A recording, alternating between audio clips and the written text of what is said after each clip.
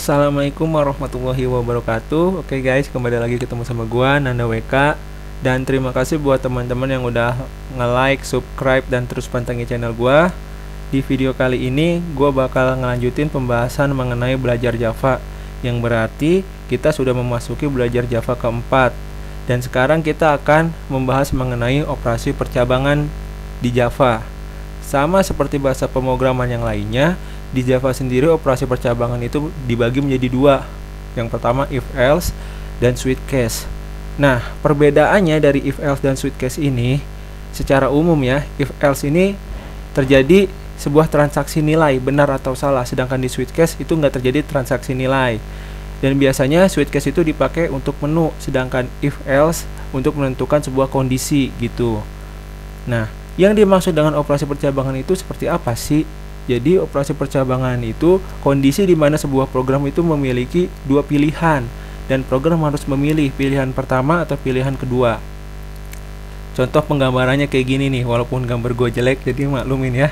Nah, jadi implementasinya biasanya jika teman-teman sering ke ATM atau ketika di ATM kan ada tampilan menu tuh. Menu itu dipilih, dibuat sama switch case. Nah, ketika teman-teman milih info saldo dan cek saldo teman-teman, pasti tampilan saldonya keluar kan, dan sebelum itu pasti ada peringatan mau lanjutkan transaksi atau enggak.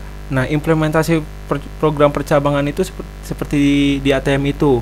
Nah, atau teman-teman yang sering buka Steam, sebelum teman-teman nge-log out usernya, pasti Steamnya bilang yakin atau enggak buat log out gitu ya kan ya. Seperti itu jadi implementasinya di program di dunia nyata gitu. Nah, sekarang kita lihat sintaksnya. Untuk kali ini kita akan ngebahas if else terlebih dahulu, dan sintaksnya tuh kayak gini. Contohnya, kondisi ini nih yang akan menentukan program harus milih yang mana gitu. Jadi user misalkan menginputkan di kondisi dulu, dicek kondisinya. Jika benar maka dia masuk ke sini, dan jika salah dia masuk ke sini. Maksud gue jika salah ya. Jadi di sini kondisinya dicek. Misalkan program nginputin A, di sini dicek. Jika user menginputkan A, maka dia akan keluar pernyataan ini. Tapi jika enggak, ini nggak bakal dibaca. Dia langsung else. Pernyataan yang di dalam else yang dibaca. Jadi bahasa manusianya gini. Jika benar, maka ini, dan jika salah, maka ini gitu. Else itu selain itu. Jadi jika kondisi pertama nggak benar, selain itu, maka yang akan dieksekusi itu yang ini. Jadi kurang lebih seperti itu. Nah, sekarang kita lanjut aja, langsung implementasi gimana sih codingannya dan gimana sih programnya. Kita langsung aja implementasikan, kita praktikkan. Dan seperti biasa, dalam praktik ini kita bakal ditemani sama sebuah lagu. Ini juga lagunya ini dari salah satu band Jepang juga yang gue suka, nama bandnya Nano. Oke, musik play. Gue buka Sublimenya, dan gue bakal ngasih contoh mengenai program untuk mendeteksi dia itu bilangan genap atau ganjil. Jadi user nginput, nanti program bisa tahu bilangan yang diinput user itu bilangan genap atau ganjil. Seperti biasa, karena kita akan membuat user untuk menginputkan, berarti kita harus mengambil sebuah package untuk menginputkan suatu bilangan atau suatu data oleh user. Package-nya yang gua pakai adalah scanner. Berarti perintahnya import java.util.scanner, S-nya besar. Nah, setelah itu kita buat kelas. Nama kelasnya belajar Java 4. Kita buat fungsi utamanya.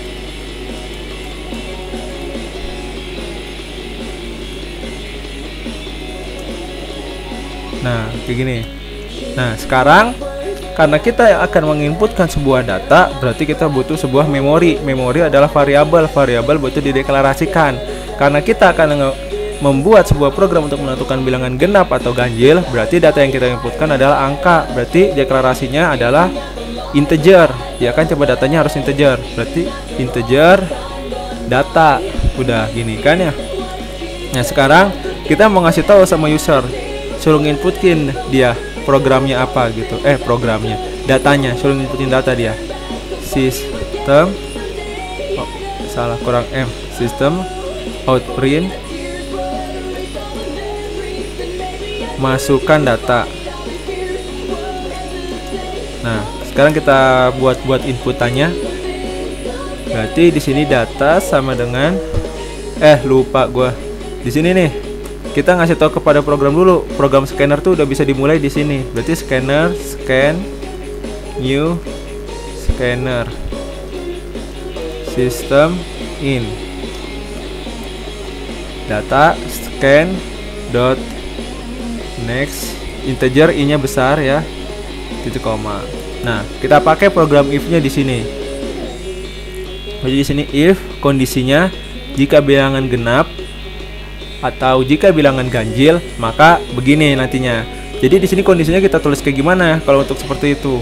Berarti kita harus pakai sisa hasil bagi. Kok kita harus pakai sisa hasil bagi sih? Gini dong. Misalkan user nginputin 6. 6 dibagi 2 berapa? 3 kan ya. Nah, sisanya berapa? 0 kan? Berarti 6 itu bilangan apa? Bilangan genap. Nah, misalkan user nginputin 5 dibagi 2 berapa bisanya? 22 kan ya? Berarti sisa 1. Nah, berarti sisanya ada 1. Nah, berarti intinya adalah, kesimpulannya adalah bilangan yang di sisa hasil bagikan hasilnya 0, maka itu bilangan genap. Dan bilangan yang di sisa hasil bagikan hasilnya 1, maka itu bilangan ganjil. Berarti di sini kondisinya data mod atau sisa hasil bagi 2 sama dengan 0. Gini, kalau di kondisi sama dengannya harus 2 ya, nggak bisa 1. Nah, berarti di sini kurung kurawal system out print line, kita panggil variabel yang diinputkan, berarti data tanda plus sebagai pemisah bilangan ganjil, koma, else selain itu maka system out print line data bilangan salah, ini harusnya bilangan genap di sini ya, bilangan genap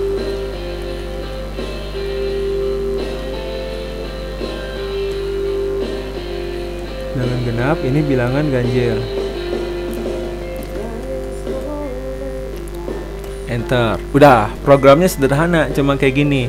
Nah, sekarang kita buktikan program ini benar atau enggak. Seharusnya sih benar. Kalau benar berarti ketika kita menginputkan bilangan genap, maka yang akan tereksekusi adalah yang ada di dalam if, statement yang ada di dalam if, else-nya nggak dibaca. Sedangkan jika dimasukkan bilangan ganjil, maka yang statement di dalam if itu nggak dibaca, yang dibacanya di else gitu. Berarti untuk merunning sebuah program di Java, kita harus save dulu kelasnya. Seperti biasa, gue simpan di dokumen belajar Java. Sekarang belajar Java 4 ya. Namanya harus sama sesuai dengan kelas dan sensitive case berlaku. Belajar Java 4 .java save. Nah, sekarang jadi berwarna. Sekarang gue buka terminal yang di Linux, yang di Windows buka command from-nya. Gue masuk super user, Yuzuriha. Gue jadi sebutin nama password gue jadinya. Oke, gue udah masuk super user. Sekarang gue pindah ke dokumen. Terus belajar Java. Oke, gue lihat udah ada belum? Belajar Java 4 udah ada, berarti tinggal gue buat kelasnya dulu, Java, belajar Java 4. Harusnya nggak ada masalah, kalau nggak ada yang salah. Oke, nggak ada yang salah, berarti nggak masalah. Berarti kita running, Java, belajar Java keempat. Oke, enter. Nah, kita masuk ke data. Gue mau masukin data 2. Bilangan genap, kan ya? Gue running lagi. Jika gue masukkan ganjil, 3 bilangan ganjil, berarti program udah benar nih. Nah, berarti di sini program punya 2 kondisi kan ya, yang untuk dipilih, 2 kondisi yang harus dipilih, benar atau salah gitu kan ya, ganjil atau genap gitu.